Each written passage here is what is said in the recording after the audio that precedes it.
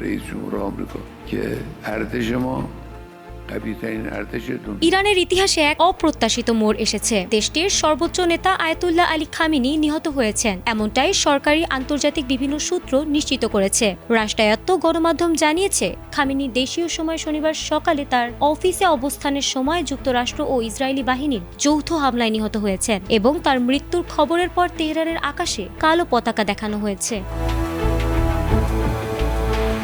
Khamenei ছিলেন ইরানের সর্বোচ্চ রাজনৈতিক ও ধর্মীয় ক্ষমতার কেন্দ্রবিন্দু 1989 সাল থেকে এবং মধ্যপ্রাচ্যে তার ভূমিকা আন্তর্জাতিক রাজনীতিতে বহু বিতর্ক ও উত্তেজনার কারণ হয়ে দাঁড়িয়েছে। তার মৃত্যু ঘোষণা করার পরই ইরান সরকার 40 দিনের শোক ঘোষণা করেছে এবং পাশাপাশি দেশ জুড়ে শোক সভা, সরকারি ছুটি ও ধর্মীয় অনুষ্ঠান শুরু হয়েছে। রোববার সকালে খামেনির নিহত হওয়ার খবর সরকারিভাবে নিশ্চিত হওয়ার পর আইআরজিসি এক বিবৃতিতে জানিয়েছে, আমরা একজন মহান নেতাকে হারিয়েছি এবং তার জন্য গভীরভাবে শোকাহত। মানবতার সবচেয়ে নিষ্ঠুর সন্ত্রাসী ও জল্লাদের হাতে আমাদের নেতার এই শাহাদাত প্রমাণ করে তার ব্যক্তিত্ব, নেতৃত্ব এবং দেশপ্রেম তাদের জন্য আতঙ্কজনক হয়ে উঠেছিল।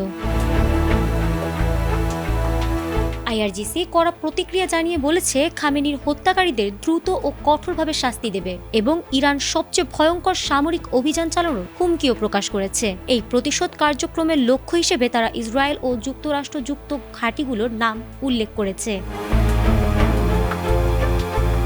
ইরানের প্রেসিডেন্টও খামেনির হত্যাকে একটি বড় অপরাধ হিসেবে আখ্যায়িত করে বলেছেন, এই অপরাধ অপ্রত্যাশিতভাবে উত্তর ছাড়াই থাকবে না এবং এর পরিণতিতে আন্তর্জাতিক প্রেক্ষাপটে উত্তেজনা আরও বাড়বে।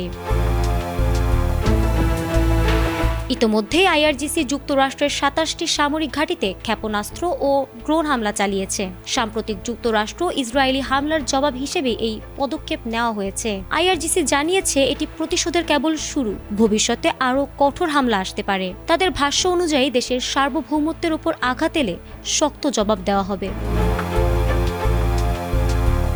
তবে যুক্তরাষ্ট্র বড় ধরনের ক্ষয়ক্ষতির কথা এখনও আনুষ্ঠানিকভাবে নিশ্চিত করেনি। বিশ্লেষকদের মতে পাল্টাপাল্টি এ হামলা মধ্যপ্রাচ্যে নতুন করে অস্থিতিশীলতা তৈরি করেছে এবং পরিস্থিতি আরও জটিল হয়ে উঠতে পারে।